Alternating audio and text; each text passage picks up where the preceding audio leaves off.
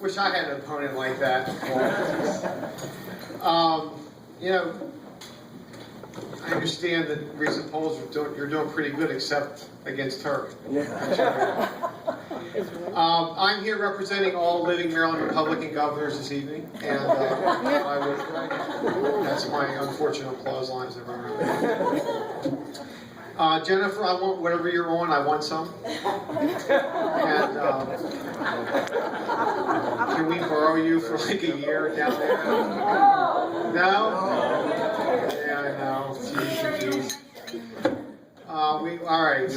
Anyway, thanks for having me up. If you are a former Marylander, know a former Marylander, if you're a tax expatriate, if you're an escapee from Maryland, if you live in my congressional district, if you ever drove through Maryland, please stand up.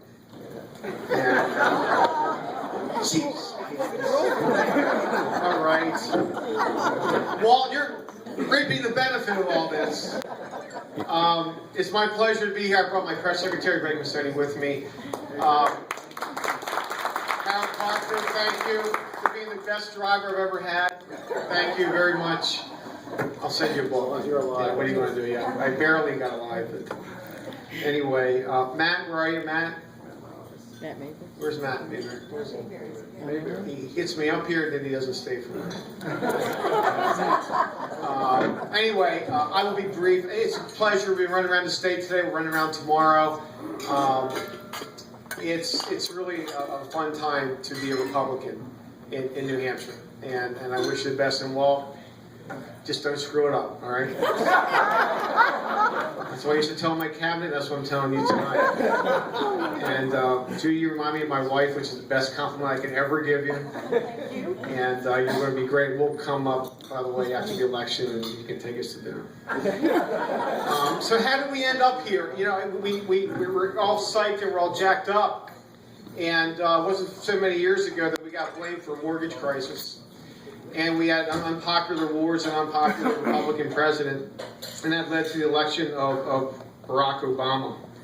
And a European-style progressivism.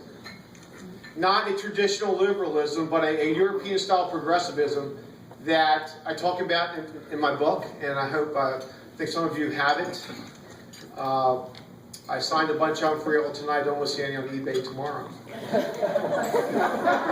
But this is not your old Democratic Party. It's a Democratic Party that I was born into. My dad was a Democrat. My mom was a Republican. My dad married up. And and that was the party of Harry Truman, and that was the party of John Kennedy. And my dad was in the United States Marine, Korea War. And so it was that Democratic Party that I grew up with. And it really wasn't a big deal when I was elected to the Maryland legislature, 28 years old. And a body of 141 members, there were 13 Republicans. Wow. We did meet in that phone booth. And I was one of the 13. But it really doesn't matter, JP, right? You know this, because there's former Marylanders wherever I go around the country. Because the Democrats were in balance. There was the crazy liberal wing, and there was a moderate wing, and there were pro-business Democrats, conservative Democrats, and it was okay because we had coalitions and we would fight the worst inclinations of the left, and Maryland was a fairly moderate state. And then, as in New Hampshire, as in Maryland, as in the Congress of the United States of America, as the United States Senate, those Democrats have slowly but surely gone away, which led to this European-style progressivism that has replaced the old Democratic Party with what we have to deal with today, which is pretty serious stuff, because it presents a direct challenge to our culture and our economy. That's right. Dependence is cool again. 50 million people on food stamps, Social Security disability quadruple. Any work requirement built into a welfare bill, the congressional Democrats go crazy. And that's sold. It's countercultural, but it's sold as the new status quo. Higher taxes, class warfare, gender warfare, you name the warfare that divides us, is sold. You're going to feel it, right? It's already started. By the way, I understand at a Unity breakfast, some Unity broke out. Congratulations. How unusual is that? You never see that. So we got fired. unpopular wars and a recession and the mortgage crisis and this charismatic guy and his history and African American and all this stuff, and we're gonna give him the keys to the car, and we're gonna see what the Democrats do and Harry Reid. By the way, before you go to bed tonight, just think Harry Reid, Minority Leader. But then you want to go to sleep. You'll be all excited. You're ready to check, right? By the way, do you know she was ready to check for somebody else over here a second ago? So what do we have? Historic tax increases, a $1.2 trillion stimulus with shovel-ready jobs that weren't, with Obamacare, 50 million on food stamps, a porous border, ballot insecurity. Think about the Attorney General of the United States. I have seasonal allergies. I need to buy Claritin D. Everybody knows who I am when I walk in that drugstore in Maryland, trust me. And you know why I have to produce when I buy my Claritin D? Former governor, congressman. Driver's license. But let me pull this out of the ballot box. And Maryland is kryptonite and they're Superman. Because I can't pull that out. Everybody, no. We don't want to know who you are. And that's what the Sitting Attorney General of the United States today sues states for passing. Because they don't want to know who you are when you vote. We have an expanded welfare state, we have an expanded regulatory state, we have an expanded secular state. We have a lot of problems in this country, and it's a direct result of Nancy Pelosi and Harry Reid. By the way, we now know what's in the bill. I'm no longer a member of Congress, so I have read Obamacare. And it's bad, it's getting worse. As I run around the country, people really feel the impact of this bill that truly nobody, forget reading, knew what was in it. And now we know. We have reduced footprint around the world, we have reduced military capacity, and as we know, the great lessons of history is when the greatest force for good in the world tends to exit stage left, what fills that vacuum? Bad guys, miscreants. And that's exactly what's occurred in the Middle East and elsewhere. From the South China Sea to just about everywhere you can name. So our reduced footprint around the world, the war, the ending of wars, and we are the world, and can we all just get along, and we apologize for by the way, we're really rotten imperialists. What kind of imperialism is defined as soon as you enter a war in the United States is like this? Whenever we enter a war, what do our people ask? What's the definition of victory, and when are we leaving? Because we do not have territorial designs. So the apology for our past imperialism, in my view, was misplaced and sent a message to the miscreants of the world, which is the United States is now weak.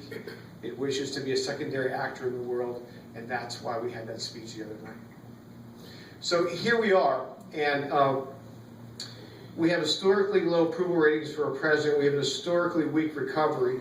We have an historic federal debt, and everyone in this room is presented with an historic opportunity in 53 days.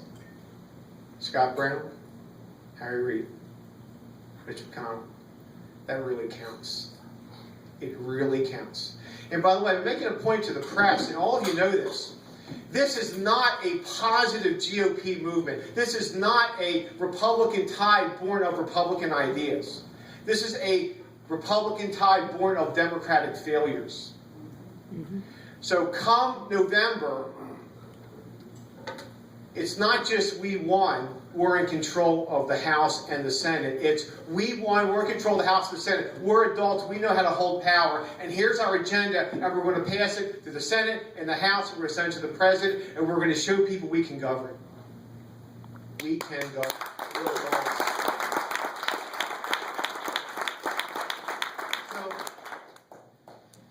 So here we are. You're going to win. I'm really excited about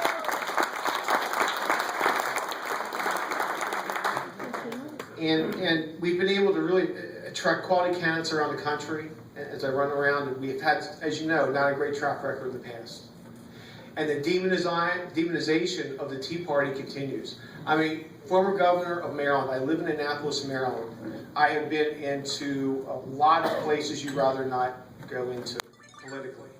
I walk into a room, you all were nice to me standing there. I'm not used to that. I'm a Republican governor of Maryland. We're used to hostility, aren't we, Kurt? Yeah. So we have challenges, and one of the challenges is the demonization of the Tea Party. I've been to Tea Party events. I know a lot of Tea Party folks, a lot of work in my campaign. After 2010, what happened? Well, a bunch of folks on the left said, you know what, these Tea Party folks are serious. They want us to pay our bills. That's so unfair. And they want us to balance the budget, and they want us to live within our means, just like they have to. We don't like that rhetoric. In 2010, we just got our pants taken off, and guess what? We're going to call them racist. And we're going to repeat it. And as former governor of Maryland, who does a lot of urban radio, and so there's a lot of time, and attends a lot of black churches, and deals with the African American community an awful lot, believe me, it's worked. It's really worked. Mostly not our fault. Sometimes we lead with our forehead, and that's not good.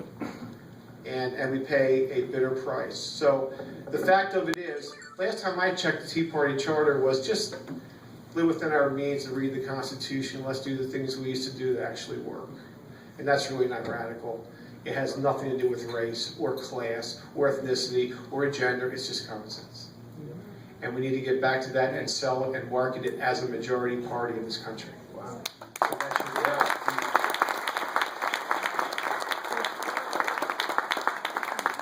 The other thing that we were talking about is it's unpleasant, and I'm blunt. I'm sorry. I am. Karen, you know me. His mom's worked for me for years.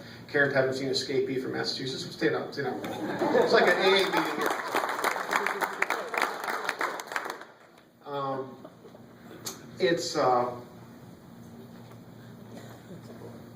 It's difficult sometimes to communicate what we have to communicate, because as you break down the groups that we have to get 50+1 with, and we certainly know who our base groups are, but we also know what the Democrats are doing, and they're good at what they do. And Sandra Fluke and the appeal to younger women and the war on women and this sort of the antagonism that the National Modern Democratic Party brings to this fight is embarrassing to some of us, but it works. We have to understand that. As I go around to college campuses, I'll just say, you know what, all the guys, I'm not talking to you, all the young women. Did you really believe Mitt Romney was going to beat the CVS intercepting your birth control pills? Did you really believe that?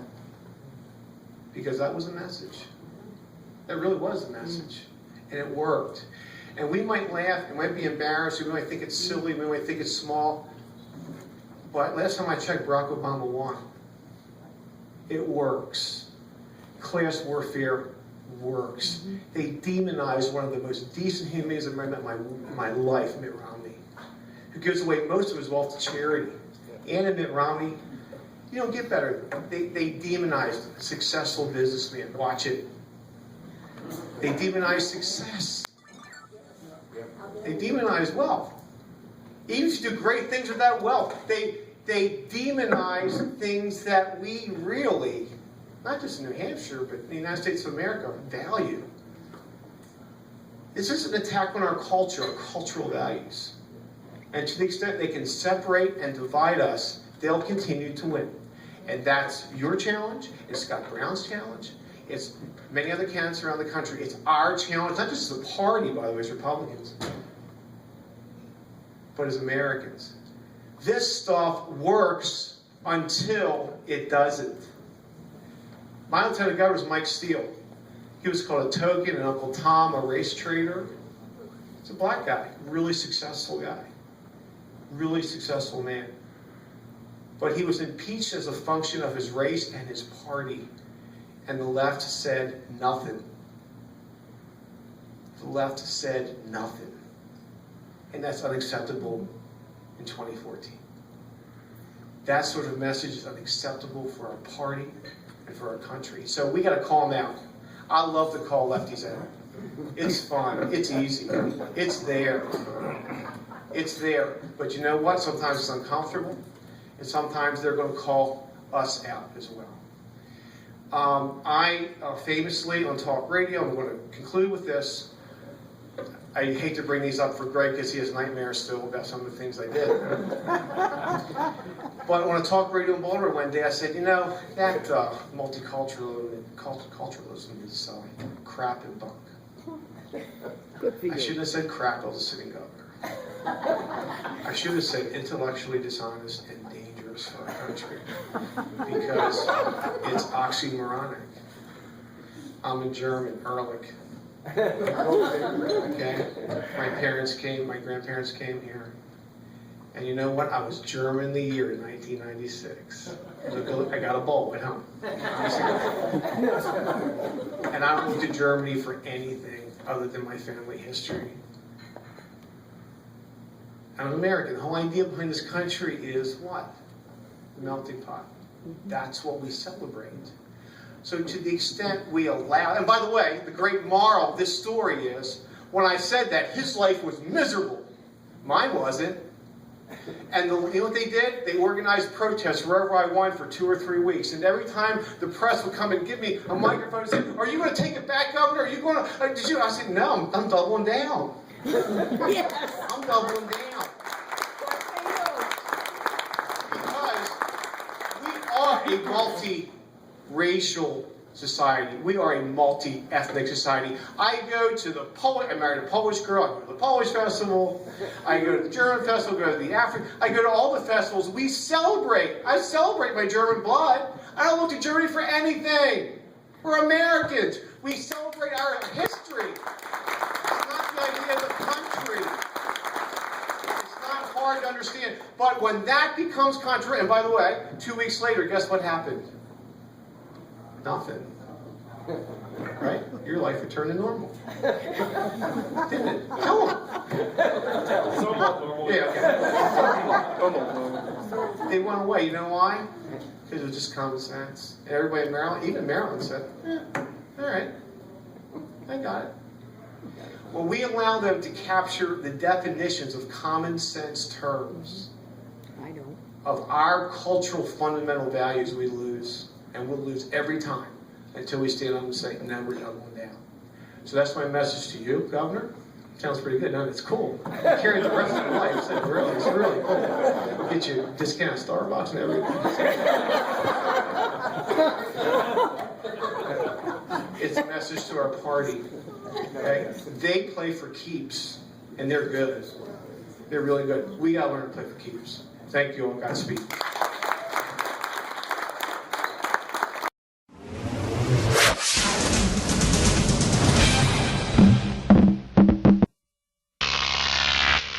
Croc TV.